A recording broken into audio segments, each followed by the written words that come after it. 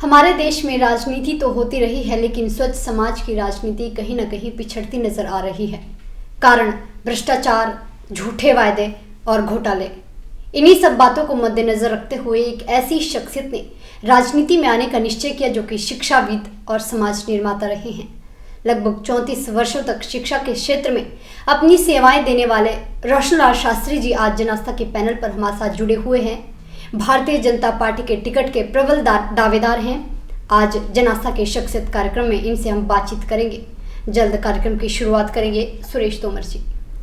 राष्ट्र निर्माता, शिक्षाविद, ऐसी क्या बात रही कि आपको राजनीति में उतरना पड़ा? देखो तोमर जी, सबसे पहले तो मैं आपके स्टूडियो में और आपके सारी टीम को बहुत बधाई देता हूँ कि आपने मुझे अपने चैनल पे बुला करके मेरे कार्यशैली में एक कदम और आगे बढ़ा दिया मुझे। रही बात राजनीति में आने की, वैसे तो मैं छात्र राजनीति में रहा हूँ। स्कूल टाइम से ही, जब पहले सीआर बना करते थे तब से ही मैं रिप्रेजेंटेटिव रहा करता था। कॉलेज टाइम में एबीवीपी के पैनल पे जनरल सेक्रेटरी और प्रेसिडेंट के पद पे रहा। उसके बाद मास्टर डिग्री में भी जनरल सेक्रेटरी के पद पे रहा। परंतु फील्ड में जब सरकारी सेवा प्रारंभ हुई, उस वक्त जो सरकारी टीचर्स की अध्यापक का एक एसोसिएशन होता है, उसमें भी मैं जिला प्रधान के रूप में काम करता रहा। और जो हमारी संस्कृत एसोसिएशन है, इसमें मैं पूरी सर्विस में अपने खंड का प्रमुख रहा और सभी लोगों का बहुत प्यार और आशीर्वाद मिला। जो भी बात हम करते थे वो शायद सभी मानते थे और आदर भी करते थे। अपनी मांगे भी बहुत मानी।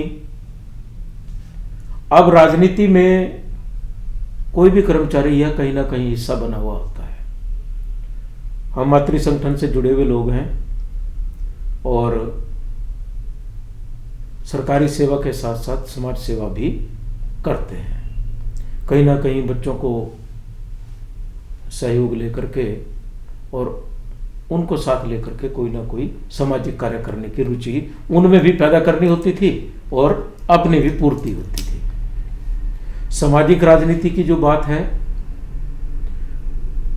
हम जब किसी को अपना नेता चुनते हैं तो उससे बहुत ज़्यादा उम्मीद हर व्यक्ति को होती है, हर वोटर को होती है।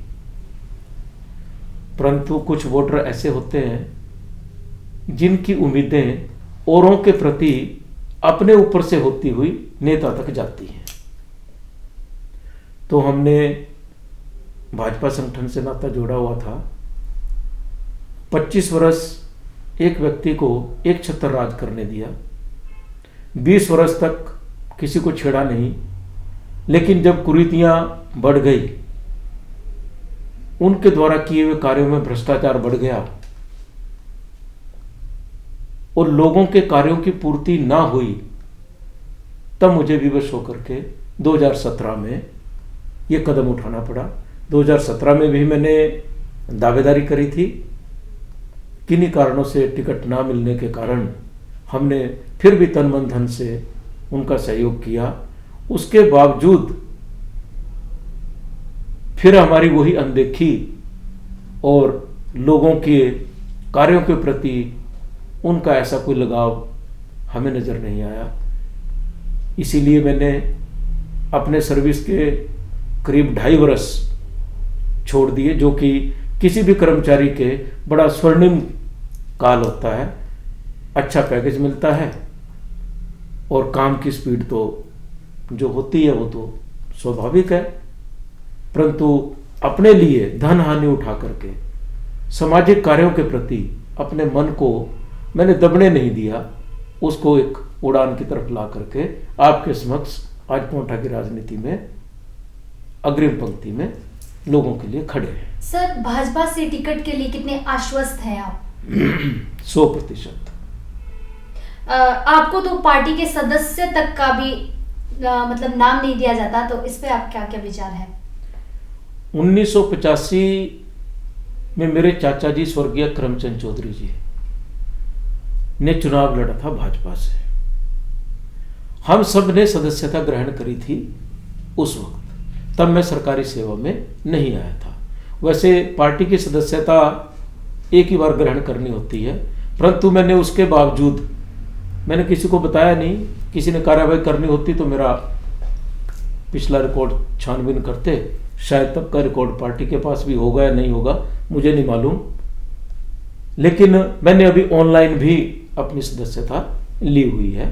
तो हम तो बाल्यकाल से ही, जनसंघ के समय से ही सारे पूर्वज जुड़े हुए थे, तो वही पार्टी है, इसमें कोई दो राय नहीं है। पार्टी ने भी एक बात रखी है कि सर्वे में जो भी व्यक्ति हमारे पास अच्छी श्रेणी में आएंगे उनको जो है हम लोग पार्टी का टिकट देंगे।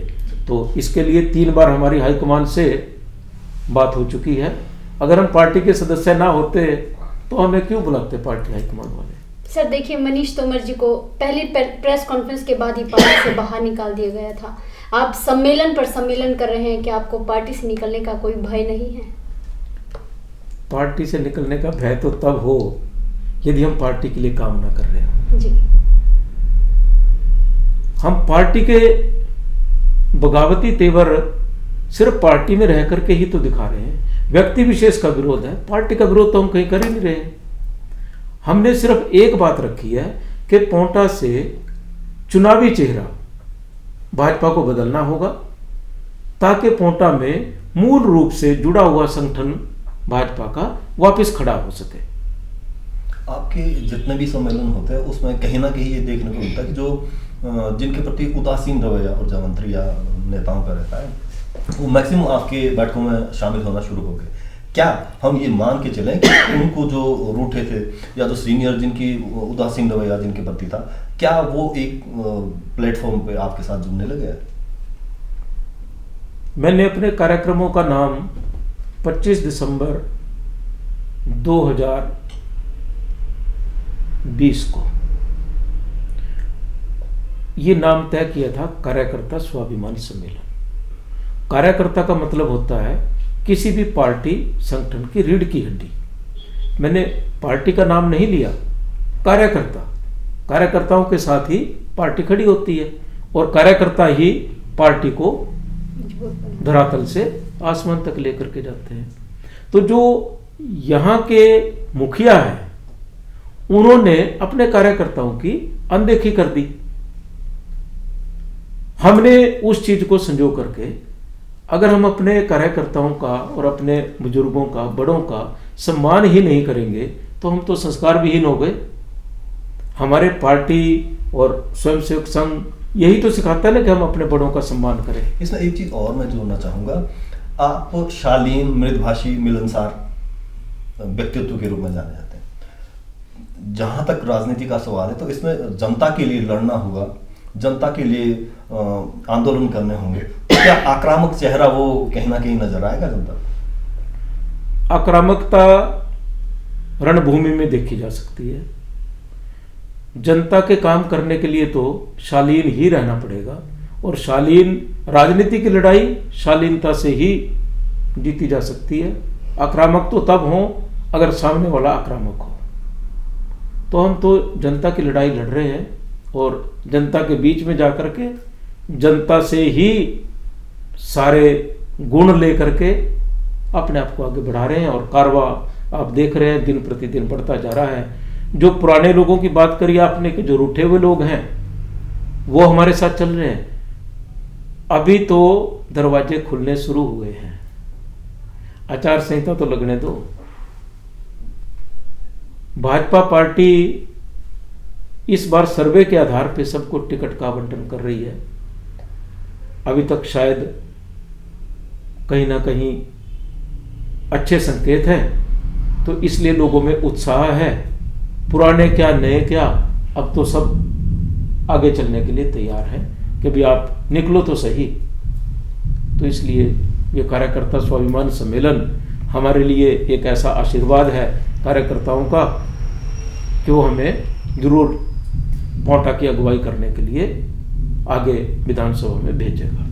सर, मैं आपसे जानना चाहूँगी, जीवन के बहुत बड़े दुख से आप गुजरे हैं। नौजवान बेटे को आपने एक हादसे में खो दिया। आज बेटा होता तो आपको खूब सहयोग मिलता, इसके बारे में आप क्या कहना चाहेंगे? वो क्षण ना याद दिलवाएं तो ज़्यादा बेहतर होगा। हिंदू समाज में आजकल एक रिवाज चला हुआ है, जब इमरजेंसी के बाद नारा लगा था हम दो हमारे दो, हम सब हिंदुओं ने उसकी अनुपालना करके शायद 2-2 बच्चे ही सबके पास रहे हैं। परंतु मैं ऐसा इंसान निकला इस धरती के ऊपर कि उसी महीने मैंने बेटी की शादी करके उसको विदा किया।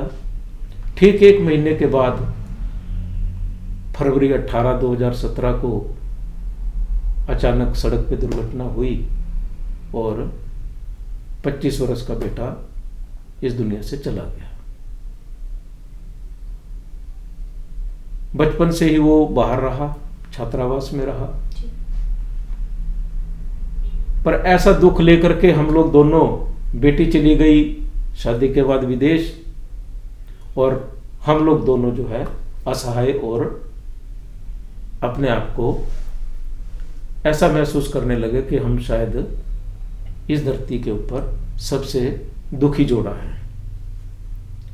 परंतु पत्नी की जिद और उनका भगवान के ऊपर विश्वास, हमने एक लड़ाई लड़नी शुरू करी। हमने लड्डू गोपाल जी की सेवा करनी शुरू करी। मैं सभी जोड़ों को ये संदेश भी देना चाहूँगा, बेटे के जाने के बाद बेटा अक्सर ये कहता था कि मैंने 3 साल तक ऑस्ट्रेलिया में पढ़ाई करनी है, उसके बाद आप जो कहेंगे मैं वो काम करूँगा। तो 3 साल के बाद हमारी भगवान के प्रति आस्था का परिणाम ये निकला कि वो शायद हमारा बेटा रूप बदल करके दोबारा से हमारे घर में जन्म लेकर के आ गया। तो मैं उस दुख को भूलने के लिए बार बार प्रयास तो करता हूँ, परंतु वो तो नहीं भुलाया जा सकता। परंतु हमें जीवन जीने के लिए एक परमात्मा ने ऐसा सहारा दे दिया कि आप ये लो खिलौना और इसको पालो और फिर आगे बढ़ो।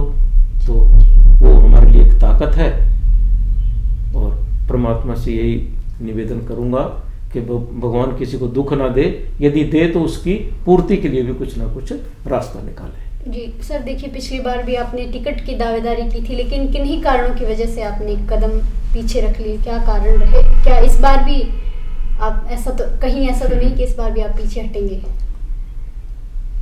प्रीति जी, बड़ों का सम्मान करना यही तो हमारे संस्कार रहे हैं ना जी।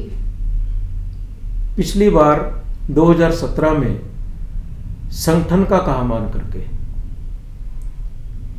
हमने ये कदम उठाया था कि भी हम आज़ाद उम्मीदवार के रूप में पोंटा की जनता के बीच में नहीं जाएंगे, और मैंने ये बहुत पहले से संदेश दे करके अपनी बात को स्पष्ट कर दिया था। हमारी लास्ट सम्मेलन जो भैला में हुआ था, वहाँ पर भी मैंने अपने संबोधन में एक ही बात कही थी कि भी हमारे में से जिस भी उम्मीदवार जिन्होंने आवेदन किया है, जिसको भी टिकट मिलेगा, हम सब मिल करके उसको जिता करके अपनी असेंबली में भेजेंगे। हम लोग पिछड़ गए और सुखराम जी को टिकट मिल गया, तो हम सब ने तन मन धन से उनका साथ दिया। परंतु इस बार सेवा रत होने के बाद, स्वैच्छिक सेवानिवृत्ति लेने के पहले भी मैंने अपनी बात प्रेस में और अपने लोगों में एक ही रखी कि मुझे इस बार चुनाव लड़ना है। सर्वप्रथम पार्टी के साथ दबाव बना करके, प्रार्थना करके और जनता के बीच में जा करके एक ऐसा दबाव बना करके, ताकि लोगों के बीच में जो एक बात चली है कि भी यदि इस बार रोशन शास्त्री को भाजपा पार्टी चेहरा बनाती है तो एक पिछले जो रिकॉर्ड हैं उनको तोड़ करके ऐसी विजय दिलाएंगे जो ऐतिहासिक होगी, जिसके संकेत आप सब लोगों ने जो है वो मेरे सम्मेलनों में देख लिए हैं। पैरेलल मंत्री, सरकार और उनका दबाव होते हुए भी हजारों की संख्या में लोग आ रहे हैं, आशीर्वाद दे रहे हैं, तो ये एक अच्छे संकेत है पोंटा के लिए। और हम कुछ अलग राजनीति करना चाहते हैं, पोंटा के विकास में कुछ अलग हो, ऐसी हमने कुछ प्लानिंग की हुई है। जो ट्रेडिशनल विकास होता है वो तो सभी करते ही हैं, परंतु पोंटा जो ऐतिहासिक धरती है उसमें कुछ ऐसा कर्म हो जो सबको लगे कि भी ऐसा भी हो सकता था। शास्त्री जी, जनसंपर्क अभियान अभी चला हुआ है आपका, जन आस्था से राजनीति जुड़ी होती है, तो किस तरह का रुझान लोगों का अभी तक देखने को मिला है, एक। और दूसरा, जो आप कह रहे हैं कि कुछ नया हम करना चाहते हैं, तो वो नया क्या होगा? देखो, अपनी पूरी कंस्टिट्यूंसी के हर बूथ में हम लोग जा करके लोगों से मिल चुके हैं। लोगों में बदलाव की एक ऐसी मन में भावना बन चुकी है कि इस बार पोंटा में बदलाव करके ही छोड़ना है। आज भोज क्षेत्र में मनीष जी ने ऐसा दबाव दे दिया है कि जो वर्तमान में कर रहे राजनीतिक व्यक्ति को ये पता चल गया होगा कि भाई राजनीति इस तरह से भी की जा सकती है। हम सबका जनसंपर्क अभियान चला हुआ है, जिसमें जो मुख्य धारा में लोग रह रहे हैं वो एक बहुत बड़े बदलाव की ओर जा रहे हैं, और शायद वो लोग अपनी इच्छा की पूर्ति होते हुए भी देखेंगे। और रही आपने कहा कि विकास कैसा करेंगे, पोंटा साहिब की धरती चारों ओर से नदियों से घिरी हुई है। इतनी सुंदर प्रकृति यदि आसमान से देखी जाए तो बहुत कम जगह देखने को मिलती है, जहां पे प्लेन धरती, अनाज का उपजाऊ हिस्सा, पहाड़ी क्षेत्र की धरती, माइनिंग का एक अच्छा उत्पादक क्षेत्र जिसमें अच्छी किस्म का मार्बल मिलता है वो, परंतु फिर भी हमारे लिए यहाँ पर कोई भी ऐसे संसाधन नहीं है जिनके लिए हम लोग अपनी छाती ठोक करके ये कह सकें कि हमने पोंटा का विकास किया है। पिछली बार के चुनावों में लोगों ने कहा कि यहाँ पे रेल आएगी, ट्रेन आएगी। 1972 में भी सर्वे हुआ था, और उसके बाद हमने 2017 में भी ये बात सुनी कि भी यहाँ पर ट्रेन आने के लिए बहुत सारी गुंजाइश है। और उसके लिए राजा जी नेशनल पार्क, जो हमारा देहरादून हरिद्वार से प्रारंभ होकर के पोंटा कलेसर के वन में खत्म होता है, इसका एक टेक्निकल शब्द डाल करके कि जानवर खत्म हो जाएंगे, ट्रेन का सर्वे शायद बंद हो गया था। परंतु हमारे जो नुमाइंदे रहे हैं यहाँ पर, उन्होंने एक बार भी सार्वजनिक प्लेटफार्म के ऊपर खड़े होकर ये नहीं कहा कि आज हम यहाँ पर शपथ लेते हैं, हम यहीं पर धरने पर बैठते हैं कि जब तक हमारे को रेल सेवा उपलब्ध ना हो मैं अपने दूसरे कार्यों की तरफ नहीं जाऊंगा। उन्होंने ऐसी अपनी इच्छा कभी जताई ही नहीं। जब इच्छा ही नहीं जताई तो पत्र क्या लिखा होगा जी? पत्र लिखा होता तो शायद आज हम यहां पर रेल मार्ग देख सकते थे। और दूसरा, पर्यटन क्षेत्र, तीर्थयात्री यहां भी बहुत आते हैं। देखो, गुरुद्वारे से जुड़ा हुआ कोई भी सिख, कोई भी हिंदू ऐसा नहीं है जो पोंटा साहिब और भगानी साहिब नहीं आना चाहता। हेमकुंड साहब की यात्रा तभी सफल मानी जाती है जब वो पोंटा भगानी होकर के हेमकुंड साहब जाए। तो हम एक ऐसा कॉरिडोर तैयार करेंगे ताकि यात्रियों को ये लगे कि हम वाकई कहीं ना कहीं अच्छी जगह जा रहे हैं। धार्मिक पर्यटक जो आता है लाखों में हर साल, उनको यहाँ रोकने के लिए क्या सोचते हैं आप, क्या होना चाहिए? देखो, कोई ना कोई व्यक्ति जब आता है तो अपना एक फैमिली को लेकर के आएगा और अपना एक टूर ऐसा तैयार करेगा कि हम लोग जा करके अपना आनंददायी टूर साबित करें। पोंटा में एक गुरुद्वारे के सामने पिलर खड़े हैं, वो शायद उत्तर प्रदेश सरकार की एक ऐसी व्यवस्था का टेंडर भी हुआ था, उसमें अभी भी एक फाइल चली है कि वहां पर पानी रोक करके नौका विहार का कुछ प्रबंध किया जा सके। आसन बैराज में नौका विहार है, परंतु शहर से थोड़ा दूर है, तो पोंटा में ये सुविधा प्राप्त हो सकती है। और यही सुविधा, नदी तो हमारे साथ डाक पत्थर से शुरू हो जाती है, हम कहीं भी ऐसा स्थान चिन्हित कर सकते हैं। गिरी नदी है, उसमें भी ऐसा स्थान चिन्हित कर सकते हैं जहां पे एक अच्छा वाटर पार्क या कुछ और इस तरह से काम किया जा सके जो हमारे तीर्थ यात्री अट्रैक्शन की ओर बढ़े और अपना आनंददायी टूर पूरा करें। इसमें एक छोटा सा क्वेश्चन और है, जो यमुना घाट हमारा है, जो आप स्कीम की बात कर रहे हैं, रिवर योजना, जो रिवर योजना के नाम से वो 70 के दशक में शुरू हुई थी, उस समय यूपी अलग था, हिमाचल और यूपी का आपस में ट्रीटी हुई थी, लेकिन बाद में फिर उत्तराखंड अलग हो गया और वो कुछ करोड़ों अभी भी मेरे ख्याल से जो है सौंदर्यीकरण की नहीं आया अभी भी। मेन चीज़ उस पर आता हूँ, जो यहाँ पे है, यहाँ पे हर साल 2 से 3 नौजवान जो बाहरी राज्यों के अधिकतर 90% होते हैं, वो हादसों का शिकार हो जाते हैं। कई बार हमने लिखा, कई बार हमने सरकार को अवगत करवाया, डीसी और एसडीएम जो भी जब भी रहे, हमने पुरजोर तरीके से इस डिमांड को उठाया, क्योंकि जब कोई अपना खोता है तो आपसे बेहतर शायद ही कोई ये समझ पाए जो नौजवान बच्चे को खोता है। इसके लिए आज तक कोई भी कारगर कदम नहीं उठाया। देखो, ये दुर्घटना हमारे यहाँ पर एसडीएम ललित जी होते थे, उन्होंने प्रयास किए। उसके बाद एसडीएम गुप्ता जी आए, जब ये हमारे ग्राउंड का हिस्सा एक डिवाइड होकर के हम लोगों को मिला और उसका सौंदर्यकरण हुआ।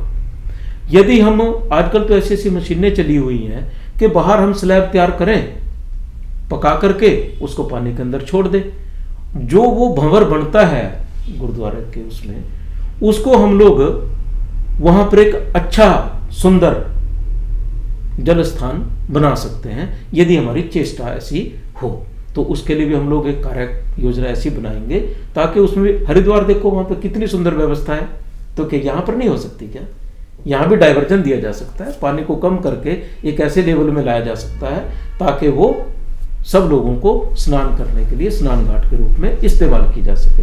किसी ने कदम ही नहीं उठाया।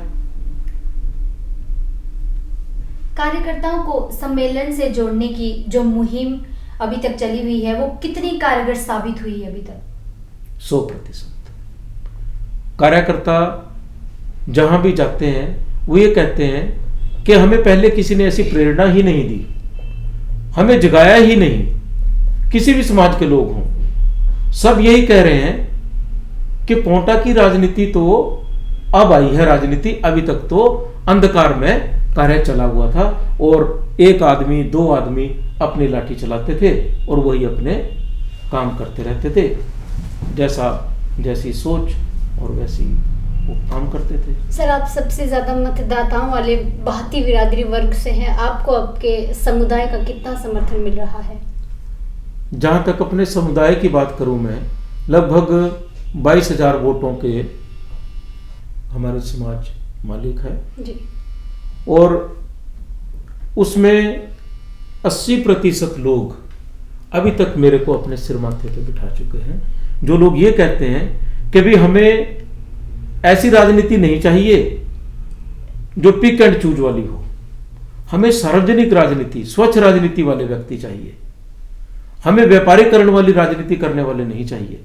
तो हमारी ऐसी इच्छा ही नहीं है कि हम लोग व्यापारिक तरीके से राजनीति करें, लोगों का सुधार हो।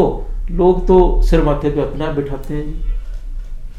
युवाओं के लिए रोजगार व महिलाओं के लिए आर्थिक उत्थान के लिए क्या सोच रखते हैं? बड़ा सुंदर प्रश्न आपने किया। महिलाओं के लिए इतने प्रोजेक्ट सरकार ने चलाए हुए हैं, परंतु पोंटा में देखने को नहीं मिल रहे हैं। एक अभी अभी उद्घाटन हुआ है नवादा में अचार के प्लांट का, 2022 में, आचार संहिता से 1 हफ्ता पहले। तो हम अपनी महिलाओं को छोटे छोटे हथकरघा केंद्र और अचार के ऐसे प्लांट, मोमबत्ती के प्लांट, और जो महिलाएं अपनी स्वेच्छा से करना चाहें, हमारे यहां पर हमारी कंस्टिट्यूंसी में हथकरघा केंद्र का गोरखवाला में सबसे बड़ा उदाहरण है, जहां के कालीन पूरे विश्व में जाते हैं, परंतु हमारे जो क्षेत्रीय महिलाएं हैं उनका योगदान तो उसमें कुछ भी नहीं है। वो तो वहां जा ही नहीं पाती, वहां तो तिब्बती समुदाय के लोग काम करते हैं। तो क्या सरकार हमारे ऐसे उद्योग हमारे लोगों को भी तो दे सकते हैं? तो हम ऐसे हथकरघा केंद्र लोगों को समर्पित करने की योजना बनाएंगे। पांवटा में वोटर का जो एक सबसे बड़ा जो गणित है वो उलझा हुआ है, आप वहां खुद को कहाँ फिट पाते हैं? देखो, जो ज्यादा गणितज्ञ होते हैं वो आकर के शून्य पे रुक जाते हैं। हम लोगों ने उसका एक अभियान ऐसा चलाया हुआ है, हर प्रजाति के, हर समुदाय के लोगों के बीच में जाकर के अपनी बात को रखते हैं और वो उसको सहर्ष स्वीकार करते हैं। कहते हमें ऐसे तो किसी ने समझाया ही नहीं कि ऐसा भी काम हो सकता है। तो ज्यादा गणित में तो मैं पढ़ता नहीं, बस लोगों से निवेदन कर रहा हूं, और शायद हाईकमान भी इसी विषय को लेकर के पसोपेश में है कि भी ये हो क्या गया, ये कौन सा गणित पैदा हो गया पांवटा में। यहाँ तो हमने गणित की किताब ही नहीं थी रखी हुई। सुनने में ये आया है कि अभी कुछ सप्ताह पहले पांवटा साहिब से जितने भी रुष्ट भाजपा के नेता थे या जो भावी प्रत्याशी यहाँ से है 4-5 आप लोग, वो हाईकमान से मीटिंग हुई थी और वहाँ पे कुछ इस तरह की चर्चा हुई थी कि टिकट को लेके आप लोगों का क्या पक्ष वहाँ पे था? देखो, सबसे पहले तो हाईकमान वाले पांवटा आए थे जी। उन्होंने एक होटल में हमारे साथ बैठक करी, वहां पर पैचअप करने की बात करी। हमने कहा अब पैचअप करने का समय नहीं है, अब काम करने का समय है। पैचअप हमने कर लिया 2017 में, अब हम काम करेंगे और जनता के बीच में रह करके काम करेंगे। उस दिन तय हुआ था कि आपको शिमला बुलाया जाएगा, वहां पे बात की जाएगी। तो वहां पे और उच्च अधिकारी बैठे, उनके बीच में हमने, सामने मंत्री जी बैठे थे और 1.25 घंटे वो बैठक चली। उसमें हम लोग 8 लोग थे जो बुलाए गए थे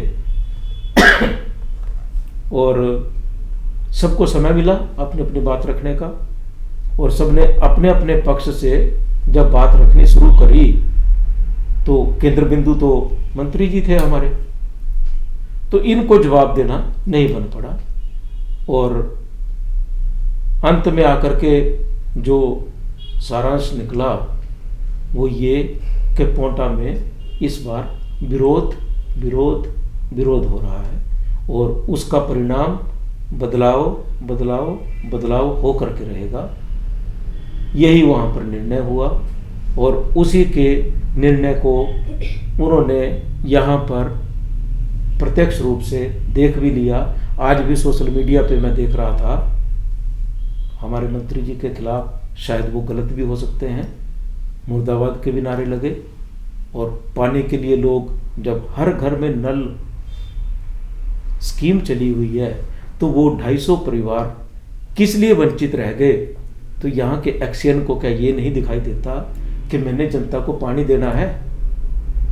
क्या राजनेता के कहने के अनुसार पानी बांटा जाएगा? कल को अगर मुझे भी ऐसा कोई अवसर मिलता है तो मैं ये नहीं कहूंगा कि इस कॉलोनी को पानी दो और इसको ना दो।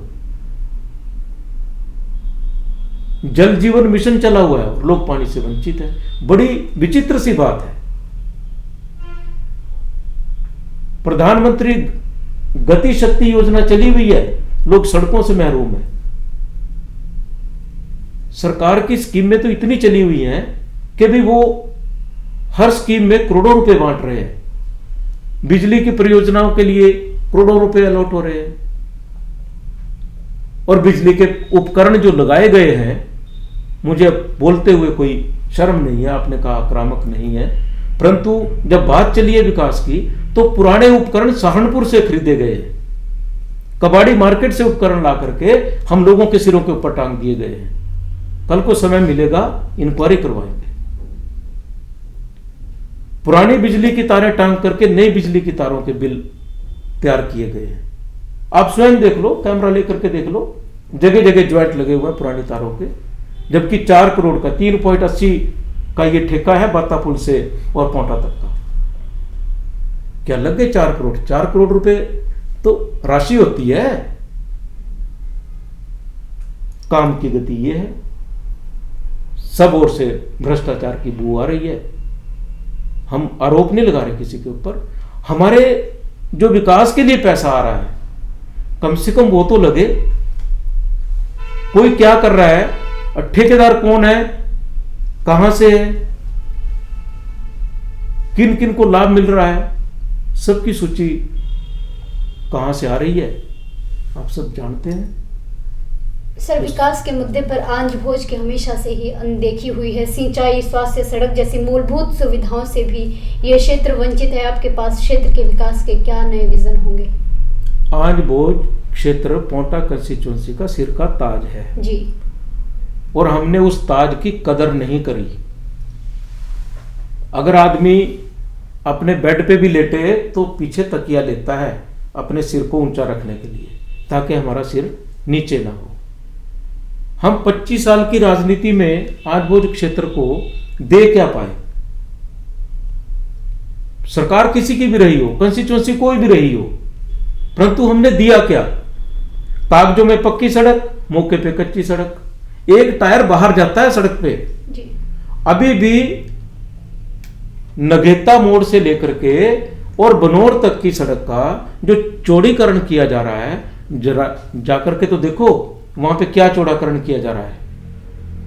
5 करोड़ रुपए खर्च हो रहे हैं उस पे, उस पैच पे सिर्फ 4 मोड़ चौड़े किए जा रहे हैं। वो 4 मोड़ 1-1 करोड़ के चौड़े हो गए, और वहां से जो निकला लाइमस्टोन वो शायद 4 करोड़ का बिक गया होगा। उसकी तरफ किसी ने ध्यान नहीं दिया, कौन कमा रहा है? तो इस तरह से विकास होगा क्या? जब हम अपने सिर पे ही नहीं, सिर को सजाएंगे ही नहीं, तो हमारा चेहरा कैसे सजेगा? एक चीज इस पर नई जो अक्सर हर बार कांग्रेस की तरफ से होती थी कि इतने प्रत्याशी हो जाते थे 8-10 के बाद में, फिर वो कांग्रेस ही कांग्रेस को हराती। इस समय हालात ये है, वही हालात इस समय बीजेपी में है। 5-6 लोग यहाँ पे दावेदार आप लोग हैं, और मनीष जी भी आंध्र भोज से है, तो वहां कहीं आपका क्लेश कुछ इस तरह का नहीं होगा? वोट नहीं, कुछ नहीं। हम लोग तीनों प्रत्याशी जो भाजपा से दावेदारी कर रहे हैं, अपने अपने क्षेत्रों में अपने अपने ढंग से हम काम कर रहे हैं। जहां इकट्ठे होकर के कुछ करना होता है तो वो भी हम काम करते हैं, तीनों इकट्ठे होकर के भी। बड़ी जल्दी कुछ और एक बड़ा धमाका और होने वाला है, वो भी आप लोग देखेंगे सब। तो प्रत्याशी तो एक ही होगा। यदि भाजपा ने प्रत्याशी नहीं बदला, तो यदि प्रत्याशी बदला तो हम सब। सर, मैं आपसे जानना चाहूंगी कि ऊर्जा मंत्री से आपकी काफी नजदीकियां थी, अब इतनी दूरियां क्यों? नहीं, दूरी तो नहीं है, हमने कहा ही नहीं कि हमारी दूरी है उनसे। उनसे तो इतनी नजदीकी है कि वो हमारा टेलीफोन भी नहीं सुनते। विचारों की दूरी है, जो मेरा कहने का तात्पर्य है, विचारों की दूरी है। नजदीकी तो हम लोग भाई है, इसमें क्या बड़ी बात है। आज तक वो करते आए, अब हमें मौका दे। अगर वो सहर्ष कहते कि रोशन रात को 1:30 बजे, साथ में गवाह हैं, मैं लेकर के आया हूं, रात को 1:30 बजे आए थे, अगला चुनाव आपने लड़ना है 2022 का, बस इस बार मेरे को काम करने दो। मतलब वादा कर भूल गए। हाँ, वादा करो और भूलो। तो हम लोग, हम वो भी सब एक दूर है, हमें मेहनत अपने तरीके से करनी है। अगर हमें कुछ करना है तो हमें अपने तरीके से मेहनत करनी है। मैं हाईकमान में भी मैंने ये बात कही, मेरा रात को 1:30 बजे आए थे, परंतु वो मुकर गए कि मैं तो आया ही नहीं। मैंने कहा भाई प्रणाम आपको कम से कम ऐसा तो मत कहो। कल महिलाओं का विशेष दिन है, कुछ संदेश? मैं प्रारंभ में ही सब महिलाओं को, माताओं, बहनों, भाभियों और जो भी रिश्ता है, सबको करवा चौथ का अपनी ओर से बहुत बहुत बधाई। सब लोगों के जोड़े बने रहें, उनकी संतानें सुखी रहें। 4 दिन के बाद अहोई अष्टमी भी आएगी। भगवान करे सबके घर खुशियों से भरपूर रहें और सबकी मांग सजी रहे। सुंदर नारी सबको अच्छी लगती है और बिखरे हुए मोती किसी को अच्छे नहीं लगते। तो मैं सभी को एक यही संदेश और सभी को बधाई ये देना चाहूँगा। बड़ों को प्रणाम, छोटों को आशीर्वाद, कि सब खुशियों से मालामाल। बहुत बहुत धन्यवाद सर हमसे जुड़ने के लिए। जन आस्था का शख्सियत कार्यक्रम का कारवां लगातार जारी रहेगा। हमसे जुड़े रहने के लिए और तमाम अपडेट्स पाने के लिए जन आस्था के यूट्यूब चैनल जन आस्था को सब्सक्राइब करें और बेल आइकन जरूर दबाएं। किसी भी प्रकार की एडवर्टाइजमेंट देने के लिए नीचे दिए गए नंबरों पर संपर्क करें। अभी के लिए फिलहाल इतना ही। पांवटा साहिब से जन आस्था न्यूज टीम, नमस्कार।